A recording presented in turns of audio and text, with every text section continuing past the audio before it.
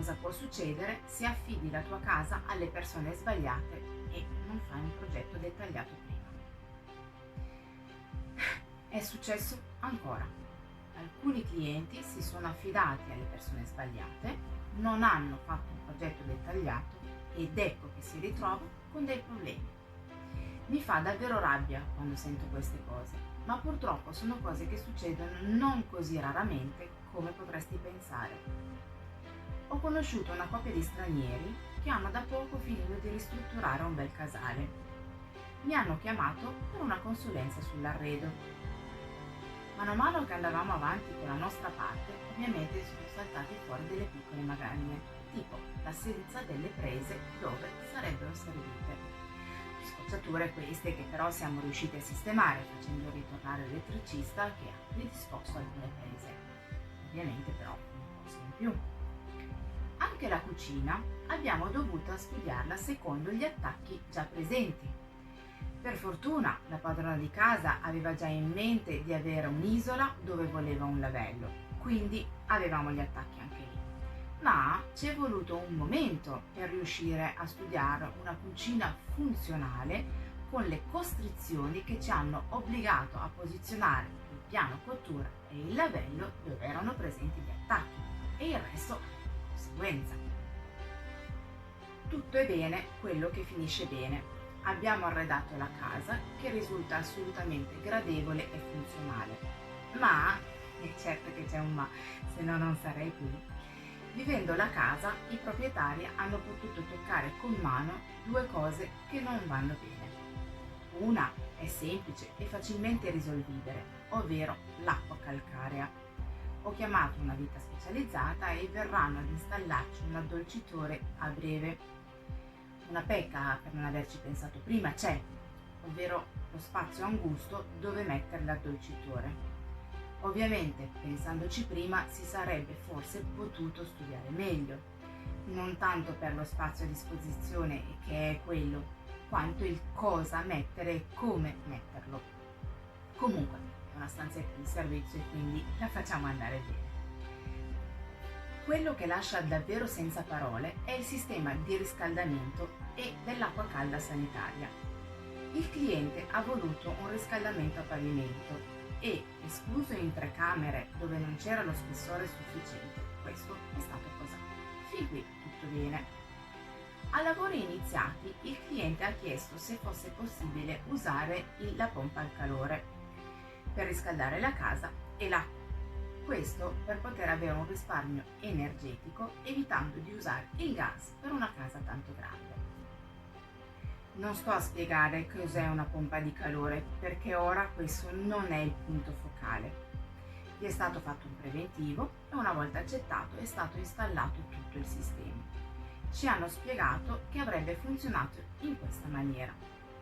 La prima fonte di energia arriva da 2 pannelli solari. Quando non c'è sole a sufficienza entra in funzione la pompa di calore e se anche questa non bastasse, solo allora dovrebbe partire la caldaia a gas.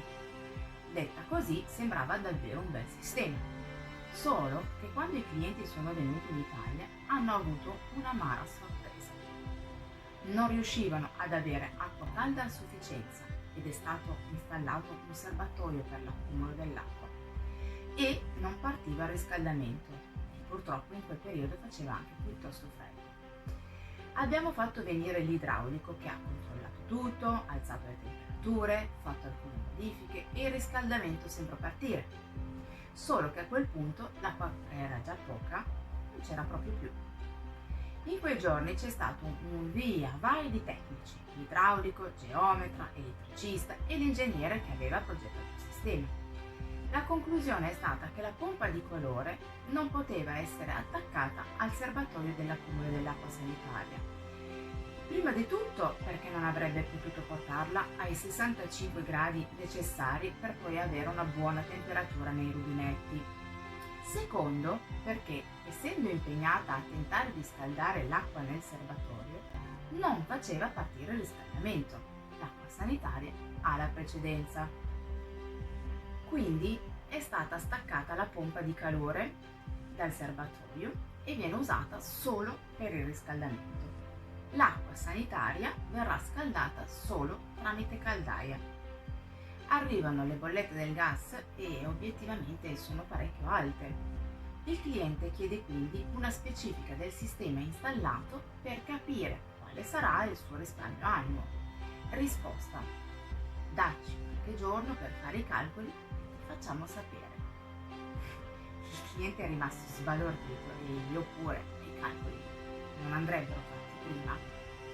No, non hanno fatto dei calcoli prima per sapere se il sistema valeva la pena o meno di essere messo.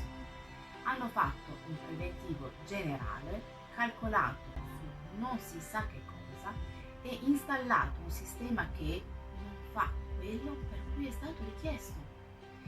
Insomma, quando il cliente ha chiesto un sistema particolare, non si sono premurati di fare dei calcoli accurati. No, hanno fatto un preventivo e si sono presi i soldi. Questo perché? Prima di tutto perché non hanno studiato un progetto dettagliato prima. Secondo, perché sono anche finiti nelle mani di persone, quantomeno mediocri, che hanno pensato solo al proprio tornaconto, non certo quello di dare un valido servizio al cliente. Lo vedi perché insisto sull'importanza del progetto? Credimi, lo so che sono ripetitiva, ma nonostante questo, come hai potuto notare, succedono ancora questi disastri. Ora, se il cliente fosse stata fatta un'intervista come si deve sulle sue desiderata e sui suoi bisogni, si sarebbe studiato un impianto davvero funzionale e lo si sarebbe fatto prima di iniziare i lavori. Insomma, il cliente avrebbe dovuto essere consigliato sulla soluzione migliore per quella tipologia di casa, per le sue esigenze. Poi, ovviamente, aver scelto le persone sbagliate non ha aiutato, perché un'impresa onesta, anche a lavori iniziati, avrebbe fatto dei calcoli come si deve e avrebbe potuto consigliare il cliente per il meglio.